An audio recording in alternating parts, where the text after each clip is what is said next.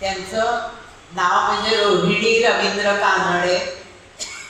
शैक्षणिक अर्हता BSc BEd केमिस्ट्रीमध्ये आणि सायन्स आहे पूर्ण.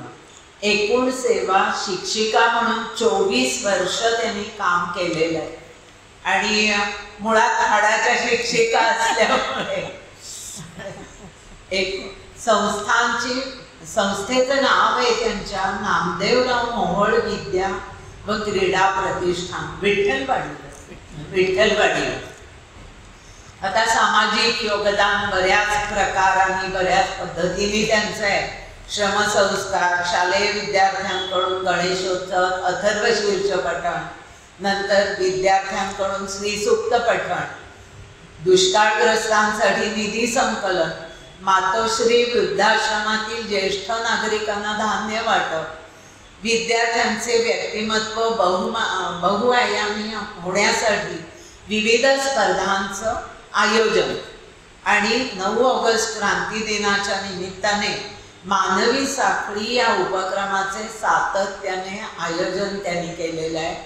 नंतर देशात विदेशात विविध ठिकाणी पर्यटन आहे त्यांचं. प्रशालेत व इतरत्र साधन व्यक्ती म्हणून रेसकोर्स आणि रिसोर्स पर्सन, विज्ञान विषयावर व्याख्यान, विविध कार्यक्रमांमध्ये सूत्रसंचालनाचंही काम त्यांनी केलेलं आहे. आणि विशेष पुरस्कार म्हणजे आपुलकी सांस्कृतिक संस्था पुणे करा आदिशक्ती ज्ञानदान पुरस्कार 2015 मध्ये प्राप्त झालेला आहे त्यांना. पुणे महानगरपालिकेचा आदर्श शिक्षिका म्हणूनही पुरस्कार मिळालेला आहे 2016 साली. आणि पुणे सोशल फाउंडेशनचा आदर्श शिक्षिका पुरस्कार 2017 मध्ये प्राप्त झालेला आहे. अशा या वक्त्या आज आपल्याला लाभलेल्या आहेत आणि बऱ्याच ठिकाणी आता बाहेर कार्यक्रम असल्यामुळे लोक इकडे तिकडे थोडी झालेली आहेत. पण असू दे, आपण नक्कीच त्यांचे विचार ऐकायचे. आणि मंडळाकडून मला विशेष एक प्रामाणिकपणे सांगावंसं वाटतं की आम्ही 20-20 वर्ष गीता संथा वर्ग किंवा गीता धर्म मंडळाकडून काम करतोय. आणि ह्या लोकांना जे आपलं कॉलेज किंवा आपलं शिक्षण पूर्ण झाल्यानंतर संसाराच्या रगाड्यात आपण जे अडकलो जातो आणि त्यातून बरेच विद्यार्थ्यांमध्ये संथा वर्गाच्या आम्हाला कलागुण असे लुप्त झालेले असतात प्रत्येकाच्याच बाबतीत आहे. आणि ते बाहेर काढण्याचं व्यासपीठ एक संथा वर्गाकडून आणि गीता धर्म मंडळाकडून ह्या लोकांना 1 तास बोलायची आपण संधी इथे देतो आणि छान एक मोठं व्यासपीठ उपलब्ध करून देतो. म्हणजे कलागुणांना वाव देण्याचं गीता धर्म मंडळ आणि बरोबरीने संथा वर्गाचंही काम अशा पद्धतीने सुरू आहे आजपर्यंत. तर आपण आता त्यांच्याच तोंडून ऐकूया यांच्या साने गुरुजींवर त्यांनी जो काही अभ्यास केलेला आहे तो मांडण्याचा थोडा छोटासा प्रयत्न. धन्यवाद. व्यासपीठावरील मान्यवर, उपस्थित जे सर्व आहेत गीताप्रेमी बंधू भगिनी, ऋषी स्मरण व्याख्यानमालेनिमित्त आज साने गुरुजी या विषयावर मी बोलणार आहे. थोर समाजसुधारक,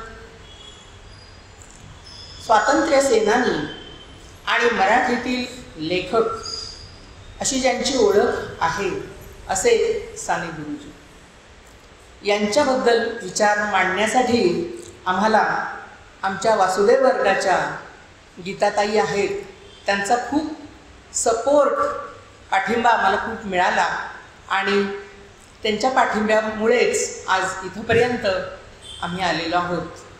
आणि इथे आम्हाला त्यांच्यामुळे बोलण्याची संधी प्राप्त झालेली आहे, मिळालेली आहे. साने गुरुजी म्हटलं की आपल्याला फक्त श्यामची आई एवढंच पुस्तक किंवा तेवढीच माहिती आपल्याला असते. पण त्यांच्याबद्दल अजून काय माहिती आहे हे आपण जाणून घेण्याचा प्रयत्न करतो, पण आपल्या इतर कामांमधून किंवा आपल्या इतर व्यापांमधून ते आपलं राहून जातं आणि म्हणून हा सगळा खटाटोप आहे. थोडीशी माहिती आपल्यालाही मिळावी आणि ती सांगण्यासाठी मी या ठिकाणी बोलणार आहे. मी पण काही खूप जास्त त्यांच्याविषयी जी मला माहिती आहे तीच या ठिकाणी उलगडण्याचा प्रयत्न करणार आहे. पण जी सांगणार आहे ती मला खूप भावलेली आहे, मला खूप आवडलेली आहे आणि ती साधीसुधी आणि खूप छान आणि महत्त्वाची आहे. मराठीतील साहित्य विश्वामध्ये अढळ ध्रुव ताऱ्याप्रमाणे आढळणारे नाव म्हणजे पांडुरंग सदाशिव साने, म्हणजेच आपण त्यांना गुरुजी म्हणतो, साने गुरुजी. हेच नाव रूढ आहे. पांडुरंग सदाशिव साने असं एवढं लांबलचं कोणी म्हणत नाही. साने गुरुजी या नावानेच ते ओळखले जातात. कोकणातील रत्नागिरी जिल्ह्यातील पालगड या ठिकाणी त्यांचे वडील सदाशिवराव हे राहत होते. त्यांच्याकडे खोती होती. खोती म्हणजे काय तर ते त्या गावचे प्रमुख होते आणि ज्यांच्याकडे खोती असते ते घराणं वैभव संपन्न आणि श्रीमंत समजलं जायचं. आणि सदाशिवरावांच्या वडिलांच्या वेळेला तशी परिस्थिती होतीही. भरपूर श्रीमंती त्यांच्या घराण्यामध्ये त्यावेळेला होती. नंतर सदाशिवरावांच्या वेळेपासून आर्थिक परिस्थिती घसरायला लागली, थोडीशी कमी झाली. ती इतकी घसरली की राहतं घर सुद्धा जप्तीमध्ये नाहीसं झालं. आणि खोत म्हणून ते प्रसिद्ध होतेच, पण राहतं घर सुद्धा जप्तीत गेल्यामुळे बडाघर आणि पोपळवासा अशी त्यांची अवस्था झाली, परिस्थिती झाली. आणि अशा परिस्थितीमध्ये, अशा अवस्थेमध्ये 24 डिसेंबर 1899 साली पांडुरंग सदाशिव साने म्हणजेच साने गुरुजी यांचा जन्म झाला. त्यांच्या आईचे नाव यशोदा होते. गुरुजींच्या बालमनावर आईने खूप संस्कार केले. बालमनावरचे संस्कार हे आणि ते भावना प्रधान आणि संस्कारक्षम असल्यामुळे, संवेदनशील असल्यामुळे हे संस्कार त्यांच्या बालमनावर लवकर पेरले गेले आणि त्यांच्या जीवनाचा विकास हा होत गेला. त्यांचे आईवर खूप प्रेम होते, म्हणून आई जे काही गोष्टी सांगेल ते खूप ऐकायचे आणि ते तसं करण्याचा प्रयत्न करायचे. त्यांचं सगळं शिक्षण, प्राथमिक शिक्षण हे पालघरलाच झालं. पुढच्या शिक्षणाचा प्रश्न आला. आता पुढचं शिक्षण कुठे करायचं? पालघर हे गाव काही फार शहर नव्हतं, त्यामुळे पुढच्या शिक्षणाचा प्रश्न उद्भवला. आणि आता ते शिक्षण कुठे घ्यायचं म्हणून त्यांना पुण्याला मामांच्या घरी ठेवलं. शाळा सुरू झाली, सगळं झालं, पण त्यांचं लक्ष काही लागत नव्हतं. कारण खेडेगाव म्हटलं की त्या ठिकाणी पाण्यात उड्या मारणं, मातीमध्ये खेळणं, मुलांच्यात गप्पा मारणं, खेळणं, सूर पारंब्यांचा खेळ असतो तो खेळणं, ह्या सगळ्या गोष्टी फक्त खेड्यात घडतात. आणि या शहरामध्ये असलं काहीच नाही. सूर पारंब्या म्हणजे काय इथून सुरुवात होते आणि मग त्यांचं लक्ष लागत नव्हतं. मग ते काही इथं केलं राहिली ना. आणि मग शेवटी ते पालघरला आपल्या घरी गेले. तिथे गेल्यानंतर मग दापोलीला मिशन स्कूलमध्ये त्यांनी आपलं शिक्षण घेण्यासाठी ते दाखल झाले. तिथे मात्र पालघरपासून ते जवळ असल्यामुळे आईबाबांची आठवण येईल त्यावेळेला ते तिथं जायचे, भेटायचे आणि पुन्हा शाळेला राहायचे. मुलं तिथलीच असल्यामुळे ते तिथे रमले आणि मग त्यांचं शिक्षण व्यवस्थित तिथे सुरू झालं. त्यांचा संस्कृत आणि मराठी या विषयांमध्ये हातखंडा होता. खूप त्यांना ते विषय आवडायचे. ते कवी म्हणूनही फार त्या ठिकाणी प्रसिद्ध होते. त्यांना कविता करण्याचा नाद होता, छंद होता. आणि मग शाळेमध्ये कवी म्हणून ते प्रसिद्ध झाले.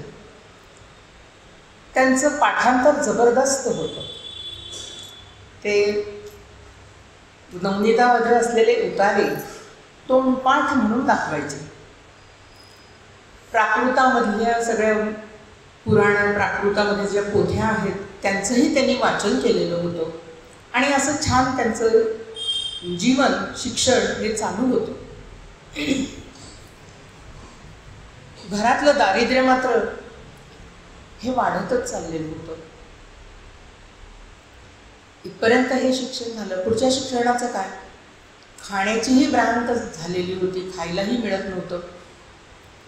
अशा वेळेला काय करायचं हा मोठा प्रश्न त्यांच्यापुढे पडलेला होता. त्यांचा मोठा भाऊ, गुरुजींचा मोठा भाऊ, तो नोकरीसाठी घराबाहेर पडलेला होता. तो नोकरी करत होता. आपणही काहीतरी करावं, वडिलांवर विसंबून राहू नये असं त्यांनी ठरवलं आणि शिक्षणासाठी, नोकरी करण्यासाठी कुठेतरी दूर जाण्याचा निश्चय त्यांनी केला. त्याच वेळेला त्यांचा मित्र त्यांना भेटला आणि त्यांनी सांगितलं की अरे औंध संस्थान आहे, तिथे जा. गरिबांसाठी तिथे अन्नदानाची सोय केलेली आहे. अन्नदान तिथे करतात. तुला अन्नही मिळेल आणि तुझं शिक्षणही होईल. गुरुजींना खूप बरं वाटलं. गुरुजी म्हटलं आता जायला हरकत नाही. म्हणून त्यांनी सगळी जाण्याची तयारी केली आणि औंध संस्थान हे सातारा जिल्ह्यामध्ये आहे, तुम्हाला ऐकून माहिती असेल. आणि औंध संस्थानला जायला ते निघाले. तिथं गेले.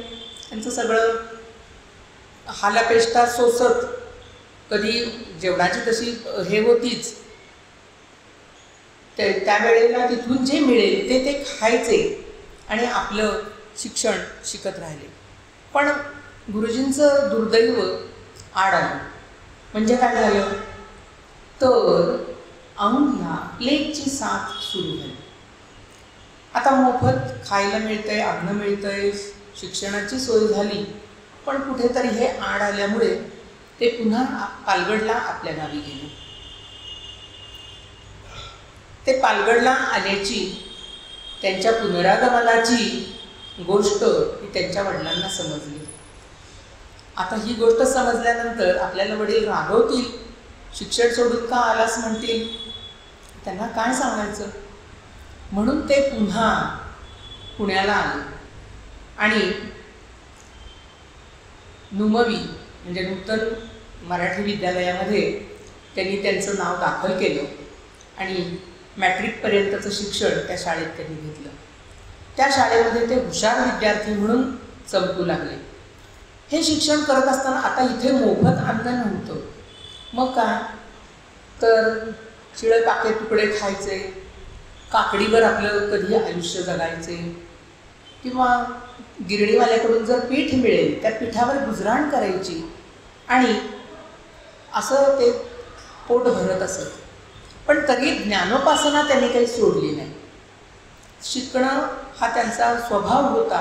कितीही अडचणी आल्या आणि हालअपेष्टा जरी झाल्या तरी शिकत राहायचं.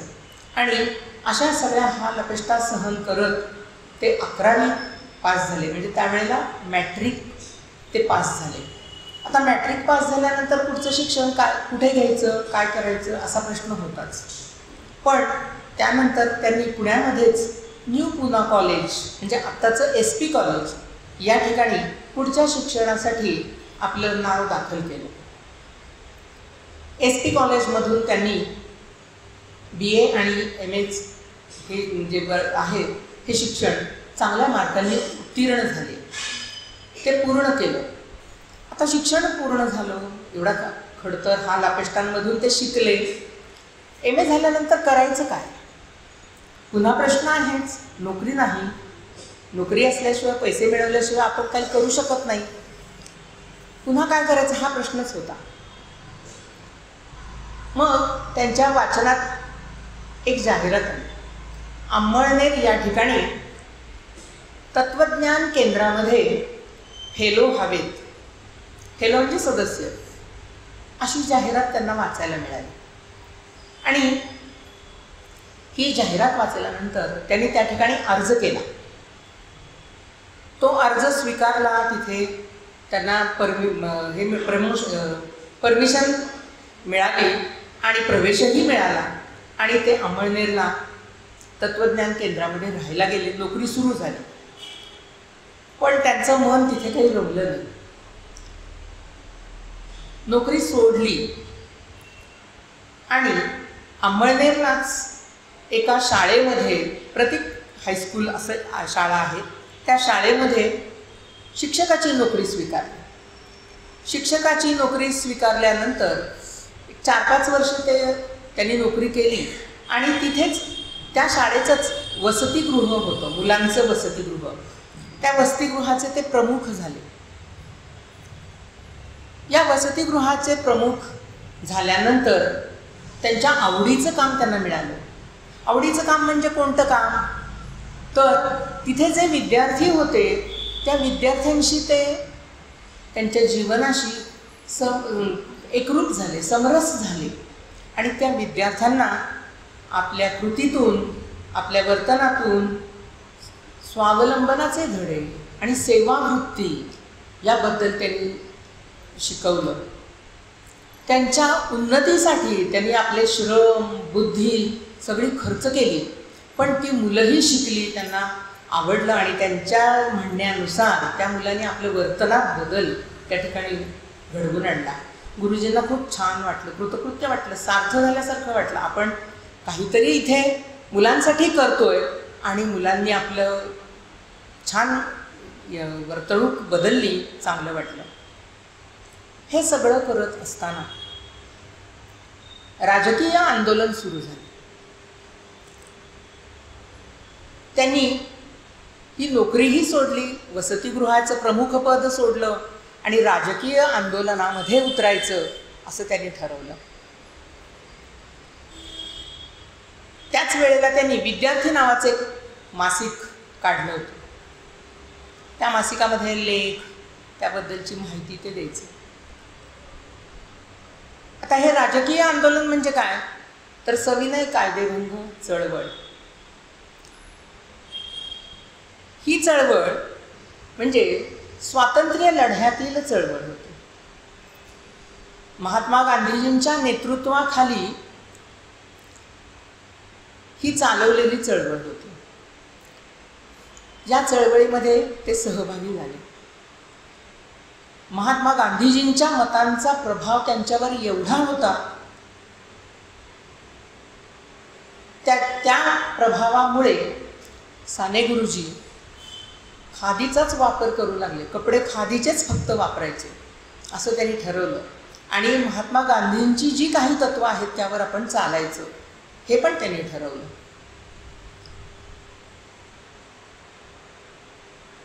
त्यानंतर खानदेशामध्ये प्रचार करण्यासाठी ते खानदेशला गेले आणि खानदेशामध्ये भरपूर काँग्रेसचा प्रचार त्यांनी त्यावेळेला केला. हा प्रचार करत असताना त्यांना अटक झाली.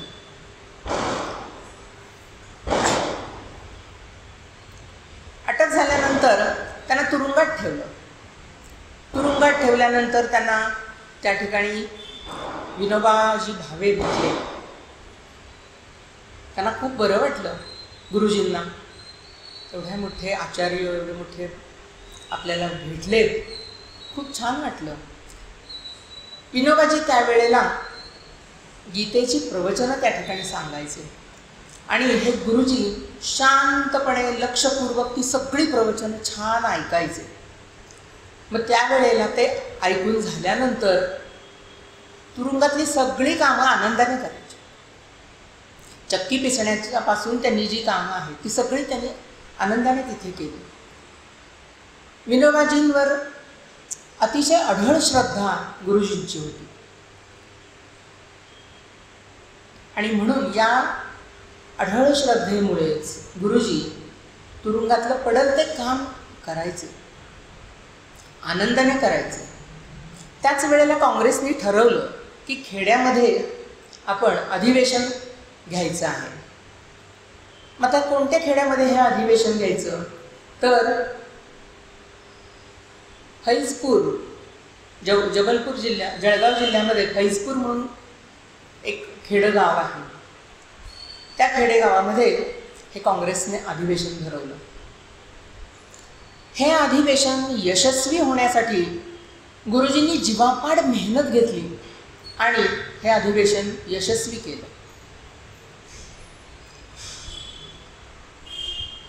अधिवेशनामध्ये जे काही त्यांना काम सांगितलं गेलं ते काम त्यांनी स्वीकारलं आणि नंतर आजूबाजूच्या खेडोपाड्यांमध्ये जाऊन काँग्रेसचा प्रचार संदेश सगळ्या गावामध्ये लोकांना पोहोचवला.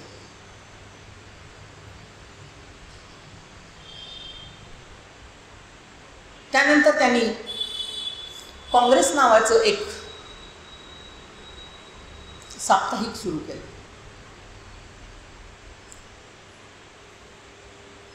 असं त्यांचं काम हे चालू असतानाच त्यांना असं वाटलं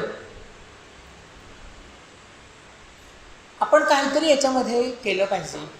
अस्पृश्यता निवारण,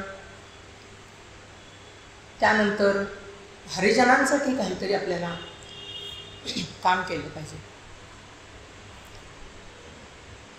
हे काम करण्यासाठी त्यांनी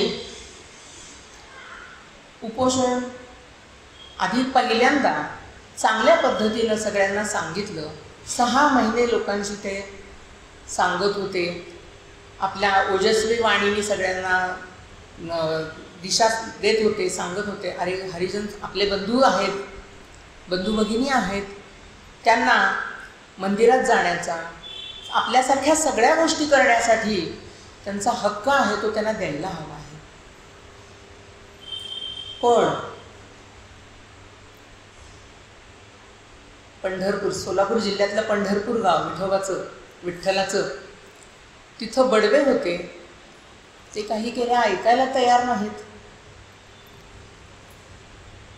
तुम्ही कोण सांगणार आम्हाला, विठोबा आमचा आहे, पांडुरंग आमचा आहे. ते म्हणे तुम्हाला कोणी सांगितलं विठोबा तुमचा आहे, पांडुरंग तुमचा आहे, तो तर सगळ्यांचा आहे.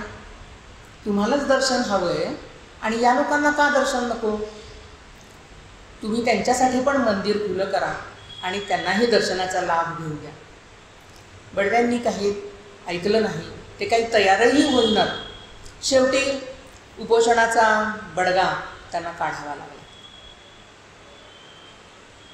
21 दिवसांचं उपोषण त्या ठिकाणी त्यांनी केलं आणि दादासाहेब मावळणकर नावाचे एक गृहस्थ आहेत, तिथे होते. त्यांच्या मध्यस्थीने मग या हरिजनांसाठी पांडुरंगाचं मंदिर हे खुलं करण्यात आलं आणि एका पांडुरंगाने दुसऱ्या पांडुरंगाला मुक्त केलं असं त्यावेळी म्हटलं गेलं. आणि सर्वार्थानं, खऱ्या अर्थानं हरिजनांसाठी पांडुरंगाचं दर्शन घेणं शक्य झालं. अशा प्रकारे हे अस्पृश्यता निवारणाचं काम त्यांनी केलं. दुसरी गोष्ट अशी ती म्हणजे हे फैजपूरचं अधिवेशन संपलं त्याच वेळेला, त्याच सुमाराला आपल्या देशात दुष्काळ पडला होता. हा दुष्काळ एवढा जबरदस्त होता की पीक पाणी काही त्यावेळेला पिकलं नाही. आता शेतकऱ्यांना पीकच आलेलं नसेल तर ते सारा देणार कसा, कुठून देणार. म्हणून कर माफी व्हावी यासाठी पण ते खूप झगडले. पण ते नुसतेच झगडले, त्याच्यामध्ये काही त्यांना यश आलं नाही. पण तो प्रयत्न मात्र ते करत राहिले. त्यावेळेला 1942 साली भूमिगत राहून त्यांनी प्रचार केला आणि ही जी चळवळ आहे ही चळवळ पुढे नेटाने चालवत राहिले. या चळवळीमध्ये गांधीजींनी जे काही सांगितलं होतं की मिठाचा सत्याग्रह करायचा, परदेशी कापडाची होळी करायची, या सगळ्या गोष्टी ज्या आहेत ते त्यांनी भूमिगत राहून सगळ्या लोकांपर्यंत पोहोचवण्याचा प्रयत्न केला.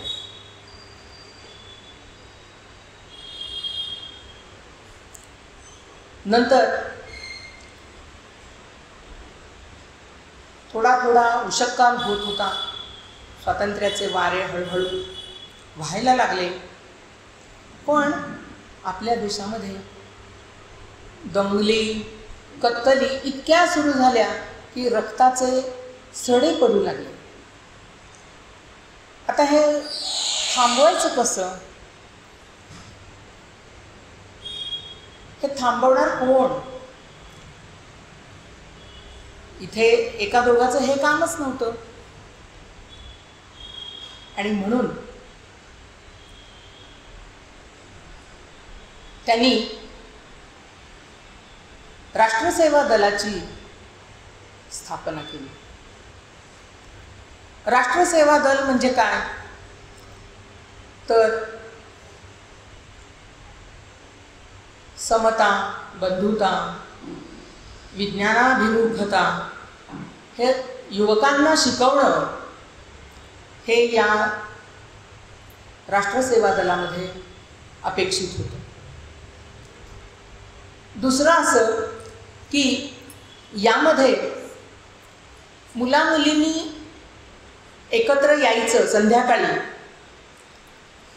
मध्यभागी चरखा असलेल्या तिरंग्याला प्रणाम करायचा, अभ्यासवर्ग घ्यायचे, मैदानी खेळ खेळायचे, प्रार्थना म्हणायची, सामुदायिक गाणी म्हणायची, हे सगळं करायचं. आणि शेवटी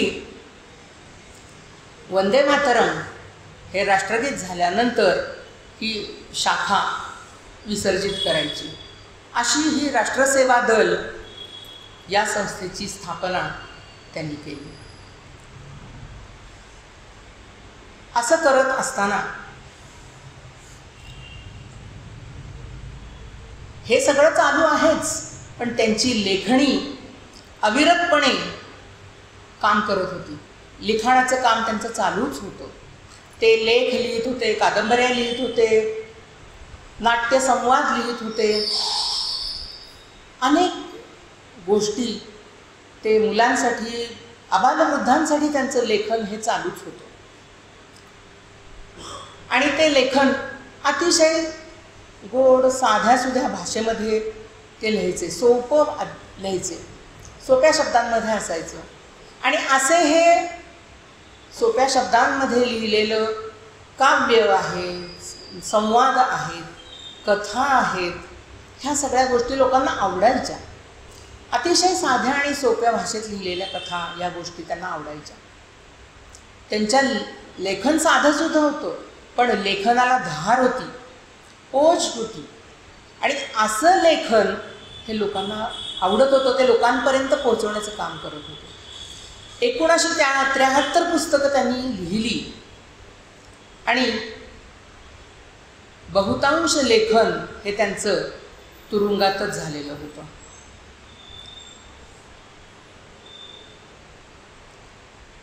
तर तुरुंगात असतानाही इतकं सुंदर लेखन करावं ही फारच महत्त्वाची आणि अमूल्य अशी गोष्ट आहे. पण आपल्याला चांगली जागा असेल तर इथं सुचत नाही. आणि हे तुरुंगात राहून असं लेखन करायचं म्हणजे केवढी गोष्ट महत्त्वाची आहे. तुरुंगातच त्यांनी ते लेखन केलं. आणि या लेखनामधली आत्ता मी जे नाव तुम्हाला सांगितलं, श्यामची आई, हे जे पुस्तक आहे ते नाशिकच्या तुरुंगामध्ये असताना त्यांनी लिहिलं. श्यामची आई हे जे पुस्तक आहे ते मातृत्वाचं महामंगल स्तोत्र आहे. ओतप्रोत भरलेलं मातृत्व या पुस्तकामध्ये आहे. मातेचे मातृत्व हेच या पुस्तकाचं मध्यसूत्र आहे.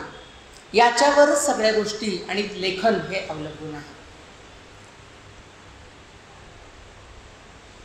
आणि असं लेखन त्यांनी अतिशय सुरेख अशा पद्धतीने ती मांडणी केलेली आहे आणि आपल्या मातृहृदयाला स्पर्श करणारं असं हे लेखन आहे. आता हे लेखन इतकं छान कसं आहे, तुम्ही वाचलंही असेल कदाचित पुस्तक. हे प्रत्येकाच्या घरी हे पुस्तक जसं आपण देवाची स्तोत्र म्हणतो, पोथ्या वाचतो, त्या पद्धतीनं आपल्या महाराष्ट्रामध्ये तरी किमान सगळ्यांकडे हे पुस्तक घरोघरी आहेच. नसेल तर ते असलंच पाहिजे आणि असणार याची खात्री आहे. इतकं सुरेख असं हे जे पुस्तक आहे, त्यातल्या काही गोष्टी खूपच छान आहेत. छोट्या छोट्या गोष्टी आहेत, त्यातून अतिशय सुंदर संदेश आणि उपदेश त्यातून केलेले आहेत. आईंनी त्यांच्यावर केलेले जे संस्कार आहेत त्यामध्ये सर्व प्राणीमात्रांवर सर्वानुभूती, प्रेम करणं आणि काही गोष्टी बंधुप्रेमाची शिकवण देणं, अशा ज्या काही गोष्टी आहेत त्या गोष्टी त्याच्यामध्ये अतिशय सुरेख आहेत. त्यातलं एक उदाहरण छोटंसं आहे, ते मी एक सांगते तुम्हाला. म्हणजे मातृहृदय कसं असतं त्याचं उदाहरण या ठिकाणी सांगणार आहे. पूर्वीच्या काळी आपल्यासाठी काही छान बाथरूम वगैरे नसायचे. दगडावर कुठेतरी छान आंघोळ घालायची. खेड्यापाड्यामध्ये अशाच आंघोळी घातल्या जातात. कुठेतरी टॉवेल ठेवलेला असायचा, गरम पाण्याने आंघोळ घालायची. असं करण्यासाठी श्यामची आई म्हणते, अरे आंघोळीला चल. श्याम म्हणाला ठीक आहे. श्याम दगडावर जाऊन तिथे बसला. आईने छान आंघोळ घातली आणि पूर्वी काही टॉवेल वगैरे असतील पण त्यांच्याकडे नव्हतं, कारण अतिशय गरीब परिस्थिती होती. म्हणून त्यांनी साडीच्या पदरानेच त्यांचं अंग पुसलं, गुरुजींचं म्हणजे श्यामचं. आणि उचलून त्यांना पडवीत आणलं. पडवी, घराला पडवी असायची. पडवी म्हणजे मोठा पॅसेज. तिथं त्यांना आणलं. अंग पुसून झालं, कपडे घालून झाले. आई म्हणाली, श्याम आता देवासाठी फुलं घेऊन ये. यावर श्याम काय म्हणाला, माझं सगळं अंग आई तू पुसलंस, पण माझ्या पायाचे तळवे ओलेच आहेत. मी जाऊ कसा? तेव्हा काही चप्पल वगैरे घालून जायची सोय नव्हती हो. पाय माझे तळवे ओलेच आहेत. मी गेलो तर माझ्या तळव्यांना माती लागेल. तू तुझा पदर पसर, मी माझे पाय त्याला पुसतो आणि देवासाठी फुलं आणायला जातो. आईचं हृदय, मुलाचा हट्ट पुरवणं हे आईचं काम. आणि खरं तर श्याम अतिशय हट्टी बालपणी होता, त्यामुळे आई त्यांच्याशी बोलण्याच्या भरीच पडतच नव्हती. काय बोलायचं, हट्टीपणा, लहान मुलांचा हट्टीपणा असतोच. आणि हे फारच हट्टी असल्यामुळे त्यांच्याशी फार काही ते बोलले नाही. त्यांनी पदर पसरला, त्यांनी उडी मारली पदरावर आणि आपले छान पाय पुसले आणि ते फुलं आणायला गेले. फुलं आणायला गेले, देवाच्या तिथे ठेवायला सांगितली. ते देवघरात गेले तेव्हा आईने सांगितलं, श्याम देवाला सांग हो, मला चांगली बुद्धी दे आणि चांगलं वागण्याचीच बुद्धी दे, शुद्ध बुद्धी दे. शुद्ध म्हणजे असं काहीतरी. आणि तू पायांना घाण लागू नये म्हणून जपलंस, तसं मनालाही घाण लागू नये म्हणून जप. आता हा जो संदेश आहे किती महत्त्वाचा आहे, किती मोलाचा आहे पहा. आणि आईनी सगळी साडी आपली ओली करून घेतली. हे केवढं मातृहृदय आहे बघा. मुलासाठी आई आपल्याला आपली काय करते, किती करते, हे कुठल्याच वाङ्मयामध्ये आपल्याला पाहायला मिळत नाही. असं हे मातृहृदय आहे आणि हे अनुभवलेलं आहे. हे श्यामी आहे. हे श्यामची आई या पुस्तकामध्ये आहे. इतकं सुरेख वर्णन, मातृत्वाने भरलेलं, ओथंबलेलं वर्णन हे आपल्याला कुठेच पाहायला मिळत नाही. आणि किती वेळा वाचलं तरी समाधान होत नाही. पुन्हा पुन्हा वाचावं, त्याचा कंटाळा येत नाही. अशा प्रकारचं लेखन गुरुजींनी तुरुंगात केलं बघा. म्हणजे त्यांची बुद्धीची प्रगल्भता ही किती आहे. मराठीतील प्रतिभावंत लेखक म्हणून ते उदयास आले आणि असं लेखन त्यांनी केलं. आणखीन एक छोटासा किस्सा किंवा गोष्ट अशी मी त्यातली सांगणार आहे. याचं कारण आपल्याला गाणं माहिती आहे सगळ्यांना, भर जरी ग पितांबर दिला फाडून. हे म्हणतो आपण, गुणगुणतो, पण या गाण्याचं रहस्य काय आहे हे काहीच माहिती नाही आपल्याला. आपण वगैरे छान आहे, मस्त आहे, त्याची चाल सुंदर आहे, म्हणायला खूप छान वाटतं, आपण येता जाता गुणगुणतो, म्हणतो. आता हल्ली तर हे गाणंही म्हणत नाहीत, कारण वेगळी गाणी इतकी आलेली आहेत, त्यांचाच पगडा ह्याच्यावर जास्त पडलेला आहे. त्यामुळे ही गाणी थोडीशी लांबच राहिलेली आहेत. पण आपल्यासारखे जे काही लोक आहेत, जुने म्हणते, ते थोडंसं हे गाणं गुणगुणतात. याचं असं झालं ते म्हणजे गुरुजींचे मोठे बंधू जिथे नोकरीला होते तिथे आजारी पडले आणि आजारी पडल्यानंतर विश्रांतीसाठी म्हणून ते पालगडला आले होते आईकडे. तिथे आल्यानंतर विश्रांती घ्यायची म्हणजे ते झोपून राहायचे, जेवायचे, खायचे, बसायचे, थोडे आंघोळ वगैरे काय जे असेल ती करायची आणि पडून राहायचं, झोपून राहायचं. तर एक दिवस श्यामला ते म्हणाले, श्याम, माझ्या पायांची, तळव्यांची खूप आग होते आहे रे, आणि दुखतायत सुद्धा, तर तू थोडेसे माझे पाय दाबून देशील का, किंवा तुझ्या पायांनी चेपशील का. पण आत्ता मी सांगितलं तसं श्याम खूप हट्टी, अहंकारी, दादाच्या पायावर पाय द्यायचेच नाहीत असं त्यांनी ठरवलं होतं आणि काही झालं तरी द्यायचे नाहीत असंच ठरवलं होतं.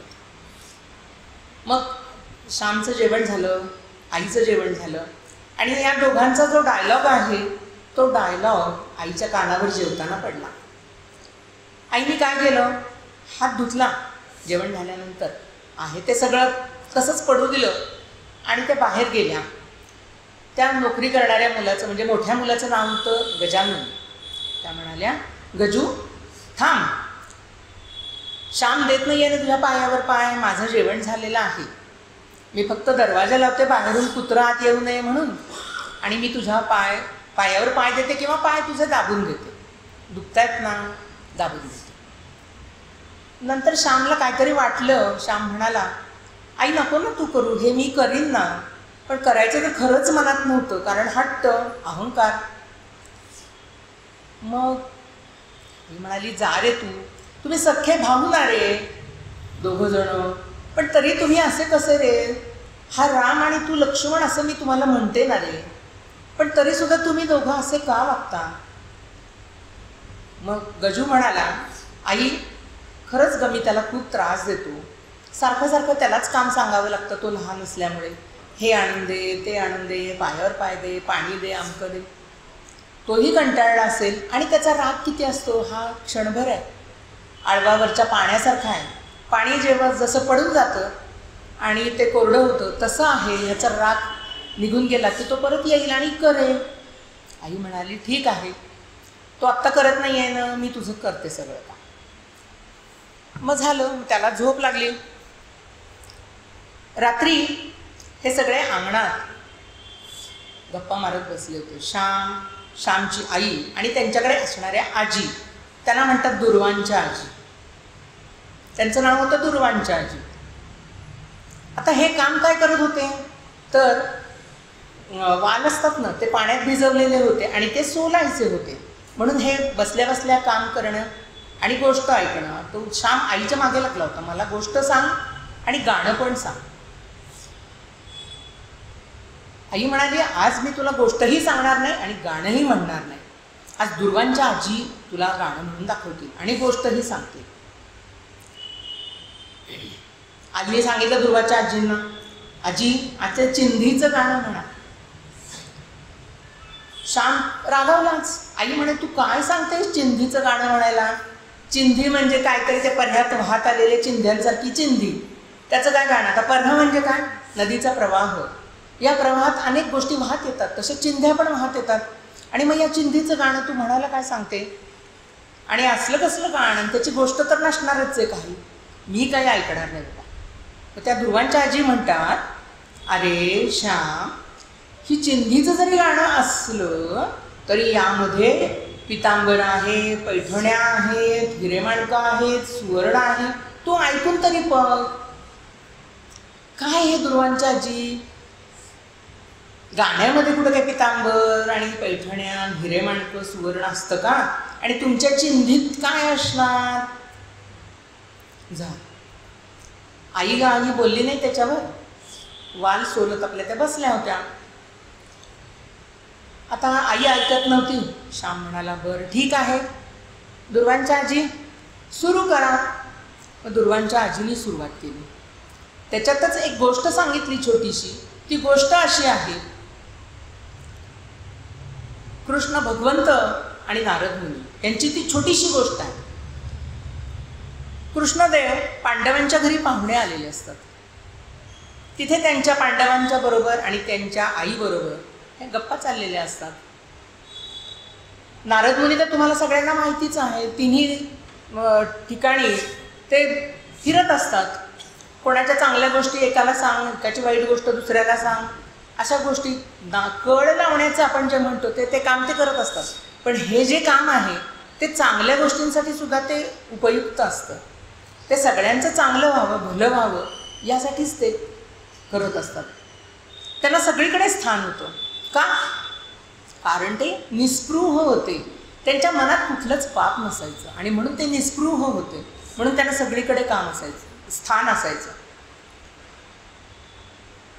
भगवंतांना भेटायला आल्यानंतर भगवंत उठून उभे राहिले.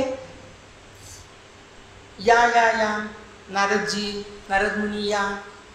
काय क्षेम कुशल आहे ते प्रश्न त्यांनी विचारले. तर ते म्हणे, भगवंता कृष्णदेवा, मी आज तुझ्याकडे तक्रार घेऊन आलोय. माझ्याकडे तक्रार? कसली तक्रार? एकाने मला सांगितलं, मी ह्याच्या पाठची बहीण नव्हे, पण माझ्यावर प्रेम कमी. आणि मानलेली जी बहीण आहे त्या बहिणीवर मात्र माझ्या दुप्पट, माझ्यापेक्षा जास्त प्रेम हा करतो. असं का? कशासाठी? मी तर सगळीकडे सांगतो म्हणे की कृष्णदेव निपक्षपाती आहेत, समदृष्टीचे आहेत, आणि मग हे असं कसं काय? म्हटलं आता काय, भगवंताकडे जाऊनच हा संशय आहे तो दूर करावा, यासाठी मी आलो. या या बसा बसा म्हटले. नारद मुनी तिथं बसले आणि कृष्णदेवांनी त्यांना सांगितलं, आता मी सांगतो असं करा. म्हणजे काय करायचं? तुम्ही हे जे मला आत्ता म्हणालात, मी खरोखरीच निपक्षपाती आहे आणि समदृष्टी आहेच. हे असताना एकीकडे प्रेम कमी आणि एकीकडे जास्त असं अजिबात होत नाही. पण द्रौपदीची दोरी बळकट असल्यामुळे द्रौपदी मला खेचते तिच्याकडे आणि मग मी तिच्याकडे ओढला जातो आणि आपोआपच तिच्यावर प्रेम जास्त होतं. आणि सुभद्रेची दोरी तुटकी आहे, नाजूक आहे, बळकट नाही, मजबूत नाही, आणि म्हणून मी तिच्याकडे ओढला जात नाही. म्हणून तिच्यावरचं माझं प्रेम कमी आहे. असं कसं होईल म्हणे? असं कसं असतं का? दोरीन बळकट तुम्ही काय म्हणता हे मला काही कळत नाही. बरं, नाही ना कळत आहे, आता मी सांगतो तसं करा. म्हणजे काय करायचं? सुभद्रेकडे जा आणि तिला सांगा, कृष्णाच्या बोटाला कापलं आहे आणि रक्त भळाभळा वाहतं आहे. सुभद्रा देते का चिंधी बघा, हाताला बांधायला, बोटाला बांधायला. तिने दिली तर ठीकच आहे, नाही दिली तर द्रौपदीकडे जा आणि तिला सांगा, ती देते का बघा. बरं म्हणले, तुम्ही सांगताय तर जातो, तुमचा निरोप देतो. असं म्हणत ते तिथून उठले. नारायण नारायण करत सुभद्रेकडे आले. सुभद्रेकडे आल्यावर म्हणले, सुभद्राताई येऊ का घरात? सुभद्राताई म्हणाल्या, आज इकडे कसे का? कुठल्या गोष्टी आणल्यात? पाताळ्यातल्या आणल्यात, स्वर्गातल्या आणल्यात की नरकातल्या?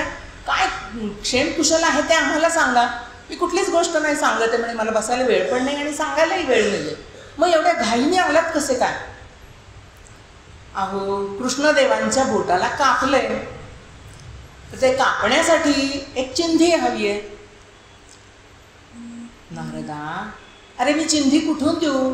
हा शालू पाहतोस ना माझ्या अंगावरचा, हा मला त्यांनी भेट दिलेला आहे. मी कसा काय फाडू? आणि घरात सगळीकडे पितांबर, शालू, पैठण्या, चिंधीच नाही आहे घरात कुठे तुला द्यायला. मी आणू कुठून आणि देऊ कशी? बरं ठीक आहे, मग आता मी द्रौपदी ताईंकडे जातो, त्यांच्याकडे चिंधी आहे का बघतो, तोपर्यंत काय रक्त व्हायचं ते वाहू दे, असं म्हणून ते तिथून जातात. आणि द्रौपदी कृष्ण कृष्ण कृष्ण असं तोंडातून शब्द काढत जप करत फुलांची माळ करत असते. आणि नारद मुनी तिथं येतात. नारायण नारायण. द्रौपदीला आनंद होतो. द्रौपदी म्हणते, नारद मुनी या या, बसा बसा, ही माळ मी कृष्णासाठी केलेली आहे, ती तुम्हालाच अर्पण करते. खूप दिवसांनी तुम्ही आला आहात, सगळं काही ठीक आहे ना? आणि आमच्या कृष्णाला थोडंसं वेगळं ठेवत जा, आमच्या वाट्याला येऊ देत कृष्णाला, असं त्या म्हणाले. अहो म्हणे, तेच तर मी सांगायला आलो आहे, क्षेमकुशल बाकीचं काही सांगायला आलंच नाही आहे, मला वेळच नाही आहे, बसायलाही वेळ नाही. मग आता काय करायचं? काय झालं आहे? काय सांगायला आला आहे? अहो, कृष्णदेवांच्या बोटाला कापलं आहे. बाप रे, द्रौपदीची धावपळ सुरू झाली. मग औषध देते, म्हणजे औषध त्यावेळेचं काय, जडीबुटी पाला तो असतो तोच, तो देतोय. आणेपर्यंत वेळ आहे ना, असं विचारलं. नाही म्हणे, तुम्ही एक चिंधी फक्त द्या आणि ती चिंधी फक्त त्याच्या बोटाला बांधायची आहे, एवढंच ना. त्यांनी जो शालू नेसलेला होता, पितांबर पैठणी जी नेसलेली होती, त्याचा पदर घेतला, त्याचा काठ भरकन फाडला आणि नारदांच्या हातात दिला. खूप लागलेलं नाही आहे ना, खूप कापलेलं नाही ना, खूप रक्त येत नाही ना, असे अनेक प्रश्न त्यांनी विचारले आणि ती चिंधी त्यांच्या हातात दिली. आणि ते ती चिंधी घेऊन कृष्णदेवांकडे आले. कृष्णदेवा, द्रौपदी ताईंनी चिंधी दिली आहे, आता कळलं ना माझं प्रेम जास्त का आहे द्रौपदीवर. तिने कशाचाही मागचा पुढचा न विचार करता पैठणी फाडली, त्याची चिंधी दिली आणि आता बोटाला बांध म्हणून सांगितलं. आणि म्हणून द्रौपदीला कृष्णा हे नाव दिलेलं आहे. कृष्णा आपल्याला माहीत नव्हतं द्रौपदीला कृष्णा म्हणतात हे, तर द्रौपदी म्हणजेच कृष्णा आहे, कृष्णानेच तिला नाव दिलेलं आहे. इतकी भोळी बाबडी निरागस, कृष्णावर प्रेम करणारी, अभिन्नता असलेली, दोघांच्यामध्ये अद्वैत असलेले असे हे दोघंजण एकमेकांवर अतिशय प्रेम करणारे द्रौपदी आणि कृष्णदेव. आणि म्हणून ही गोष्ट दुर्वांच्या आजींनी श्यामला सांगितली. त्यावेळेला श्यामच्या डोळ्यातून घळाघळा अश्रू वाहत होते, 2-2 धारा वाहत होत्या. आणि मग त्यांनी सांगितलं, भर जरी ग पितांबर दिला फाडून, द्रौपदीसी बंधू शोभे नारायण. हे गाणं म्हटलं, त्यांना एवढं आश्चर्य वाटलं. दुर्वांच्या आजी, तुम्ही इतकी छान गोष्ट सांगितली आणि इतकं सुंदर गाणं सांगितलं, शिकवलं. खरंच या गीताचे लेखक फार थोर असले पाहिजेत आणि गाणं लिहिणारे सुद्धा फार थोर असले पाहिजेत. मग त्या श्याम म्हणाला आईला, आई आता तरी तू माझ्याशी बोलणार आहेस का? हो म्हणे, मी तुझ्याशी बोलतेच आहे की, बोलत नाही असं कधी झालंच नाही. तू हे आजीला हेच गाणं म्हणायला का सांगितलंस? मला लाजवण्यासाठीच ना, कारण मी दादाचं काम ऐकलं नाही, पाय दिला नाही, आणि म्हणून हे काम मला लाजवण्यासाठी तू हे गाणं सांगितलंस. आई म्हणाली, नाही, मी काही आजीला सांगितलंच नव्हतं असं, गाणं म्हणा म्हणून सांगितलं. पण या गाण्यातून मला तुला लाजवायचं नव्हतं, बंधुप्रेमाची शिकवण द्यायची. मोठा राम आणि तू लक्ष्मण असं आम्ही जे म्हणत होतो, ते एकमेकांनी परस्परांवर प्रेम करावं, बंधुत्व हे टिकवावं, आणि अशी बंधुप्रेमाची शिकवण त्यातून दिलेली आहे. असं हे श्यामची आई हे पुस्तक आहे. सर्व मानवतावादी लोकांच्या सद्भावना, सौंदर्य, मांगल्य या सगळ्याची धार काढून एखाद्या चांदीच्या कासंडीमध्ये ती धार भरलेली ठेवावी, आणि अशी चांदीची ही कासंडी लहान मुलांना आणि तरुणांना गुरुजींनी दिलेली आहे आणि म्हणूनच या श्यामच्या आई पुस्तकाला अमर गीताई असं म्हणतात. ती कधी, आता एवढी गोष्ट सांगितली तर अजून तुम्ही घरी गेल्यानंतर वाचली तरी त्याचा कंटाळा येणार नाही. इतक्या सुरेख गोष्टी, अशा अनेक गोष्टी त्याच्यामध्ये आहेत. छोट्या छोट्या आहेत, त्यातून बोध मात्र जास्त मोठा आहे, उपदेश आहे. असं हे बंधुप्रेम. आणि मग ते नंतर गेले, त्यांच्या पायांवर पाय दिले आणि मी दादा असं परत कधीही करणार नाही असं ते तिथे शपथ घेतली. आणि मग पुन्हा एकत्र ते सगळे राहिले. रात्रीचं जेवण झालं, सगळं एकत्र ते राहिले परत. अशा हलक्या हलक्या गोष्टींमधून गुरुजींनी आपल्याच डोळ्यासमोर हे प्रसंग उभे राहतात. इतकं छान लेखन त्यांनी केलेलं आहे. त्याच पद्धतीने तुरुंगातच असताना विनोबाजींनी गीता प्रवचने गुरुजींना सांगितली आणि ती गुरुजींनी छान अक्षरात लिहिली. ती गीता प्रवचने सुद्धा गुरुजींनी छान लिहिलेली आहे. त्याचप्रमाणे पत्री हा सगळ्या भगिनी वर्गाला अर्पण केलेला एक काव्यसंग्रह आहे. त्यांचा पहिला काव्यसंग्रह आहे पत्री. आणि यामधून एक देशभक्तीपर गीतं काव्य त्याच्यामध्ये लिहिलेले आहेत. आणि ते काव्य म्हणजे बलसागर भारत. हे काव्य लिहिल्यानंतर याचा इतका नागरिकांवर प्रभाव पडला की ब्रिटिश सरकारने या काव्याच्या आणि पुस्तकाच्या प्रती जप्त केल्या. म्हणून आज आपल्यापर्यंत हा काव्यसंग्रह येऊच शकला नाही, त्याचं वाचनही फारसं झालं नाही. पत्री. साने गुरुजींना भारतीय संस्कृती आणि देशभक्ती याबद्दल अतिशय प्रेम होतं. भारतीय संस्कृतीबद्दलही त्यांनी खूप लेखन केलं. या भारतीय संस्कृतीमध्ये असलेले थोर महापुरुष त्यांची चरित्र लिहिली. मुलांसाठी त्याच्यामधून बोध होतील अशा पद्धतीचे लेखन केले. अबालवृद्धांसाठी ते लेखन केलं. असं लेखन करत असतानाच त्यांच्या डोक्यात एक विचार आला. स्वातंत्र्य मिळालेलं आहे, सगळे लोक आता या स्वातंत्र्यामध्ये स्वतंत्र झालेले आहेत, तरीसुद्धा एकमेकांना भेटणं, एकमेकांशी बोलणं असं त्यांचं होत नाही, संघटन होत नाही. मग काय करायला हवं यासाठी? तर आंतरभारतीची कल्पना त्यांच्या मनामध्ये रुजली. आता आंतरभारती म्हणजे काय? तर या आंतरभारतीमध्ये सगळ्यांनी, म्हणजे जे काही त्यात सहभागी होणार आहेत त्या सगळ्यांनी एकमेकांच्या भाषा शिकाव्यात, एकमेकांमध्ये असलेला द्वेष नष्ट करावा, नष्ट व्हावाच, यासाठीच त्यामध्ये यायचं आहे. आणि सगळ्यांनी संघटित व्हावं अशी त्याच्यामध्ये कल्पना होती. प्रांताप्रांतामधल्या भाषा प्रत्येकाने शिकाव्यात, प्रांताप्रांतामध्ये असलेली संस्कृती प्रत्येकाने जपावी. भारत देश हा आपला सगळ्यांचा आहे, या सगळ्या भाषा इथे नांदत आहेत आणि म्हणून या सगळ्या भाषा सगळ्यांना आल्या पाहिजेत. ते स्वतः तमिळ भाषा आणि बंगाली भाषा शिकलेले होते. संस्कृत मराठीचा तर त्यांचा हातखंडा होताच. इंग्लिशमध्ये ते MA झालेले होते, म्हणजे 5 भाषा त्यांना येत होत्या. अजूनही शिकण्याची उर्मी होती, पण लोक येतील असं त्यांना वाटत नव्हतं. जसं शांतिनिकेतन, रवींद्रनाथ टागोरांनी शांतिनिकेतन सुरू केलं होतं आणि तिथे असेच लोक एकत्र येत होते. त्या पद्धतीने ही आंतरभारती संस्था चालावी, चळवळ चालावी असं त्यांच्या डोक्यामध्ये फार होतं. ही चालण्यासाठी त्यांनी निधी पण गोळा केला होता. पण ही कल्पनाच राहिली आणि हे जे त्यांनी बघितलेलं स्वप्न होतं हे स्वप्नच राहिलं, अधुरं राहिलं. आंतरभारतीचा विचार पुढे आलाच नाही आणि लोकांनी ती चळवळ थांबवली.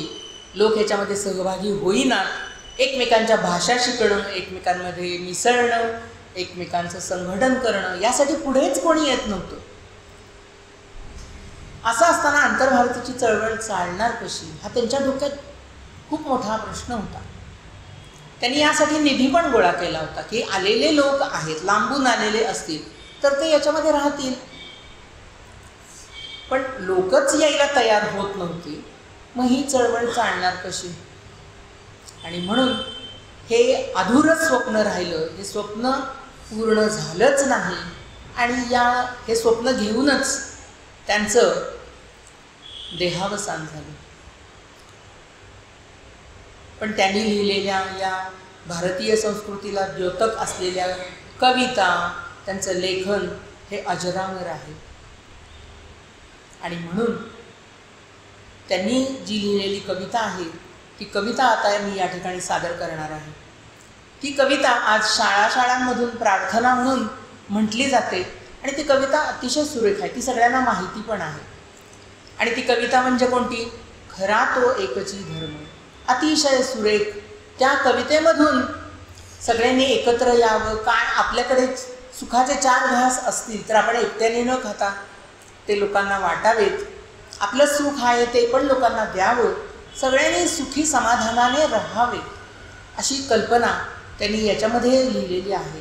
भारतीय संस्कृतीचं द्योतक असलेली ही कविता म्हणजे अगदी रसरसलेली कविता असं आपण त्याचं छान नामकरण करूया. आणि फार म्हणजे फार सुंदर ही प्रार्थना आहे. ती प्रार्थना आता मी तुम्हाला म्हणून दाखवते. शाळेमध्ये फक्त 5च कडवी घेतली जातात, ती 10 कडव्यांची आहेत, पण अतिशय सुरेख आहेत, कारण ती आपल्याला ऐकायलाही छान वाटते आणि अर्थपूर्ण अशी ही कविता आहे.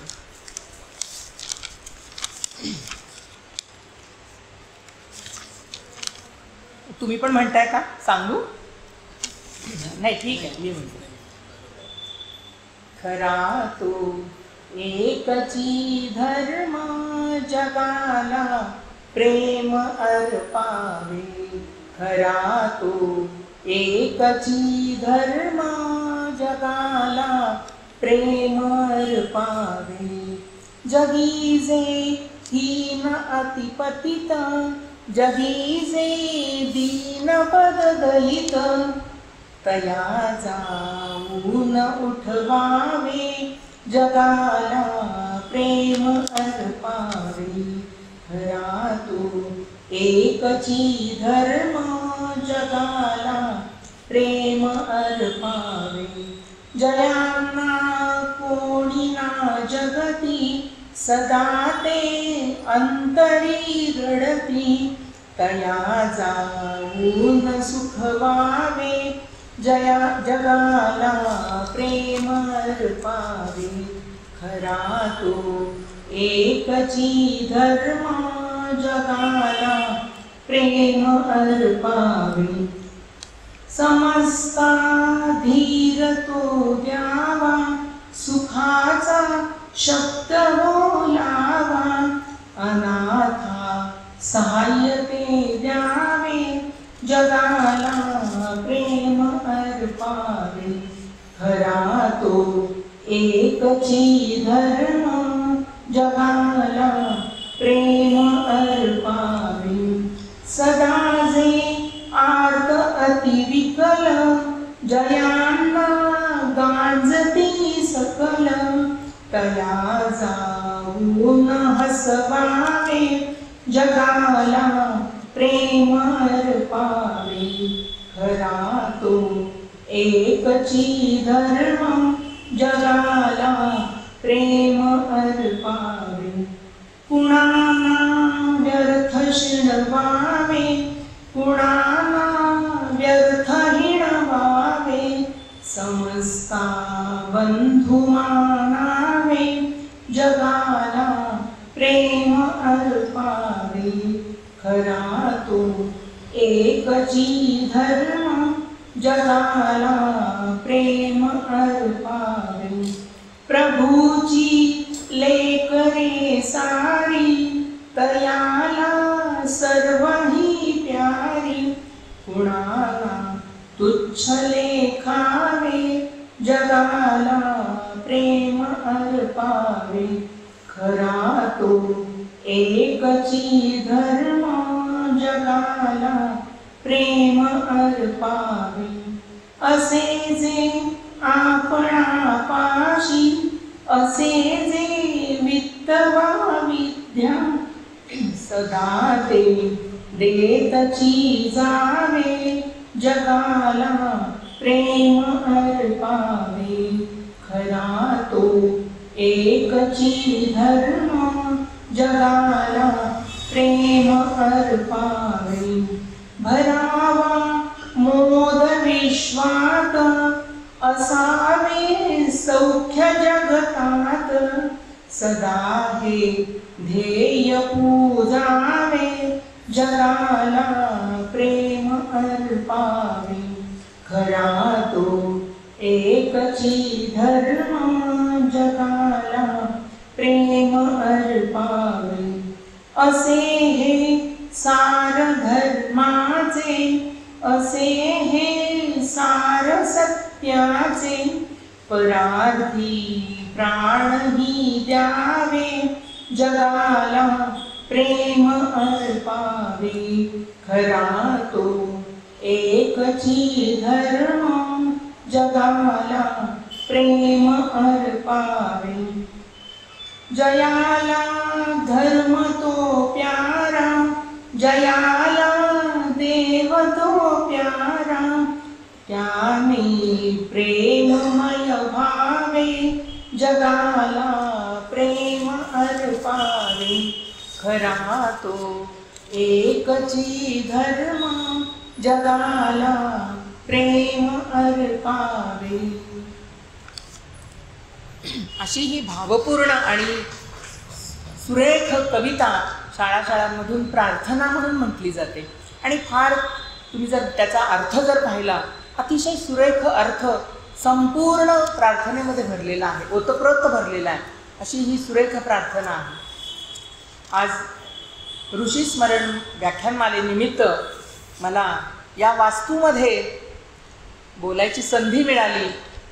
ज्यांनी मला ही संधी दिली त्यांचे मनःपूर्वक आभार मानते आणि आजचं हे ऋषी स्मरण व्याख्यानमालेतील हे जे पुष्प आहे ते योगेश्वर चरणी मी अर्पण करते आणि माझ्या वाणीला विराम देते.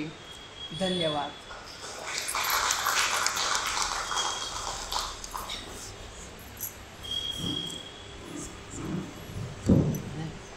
आता भगवद्गीतेची आपल्या नेहमीच्या चालीप्रमाणे प्रार्थना होईल आणि कार्यक्रम संपतो.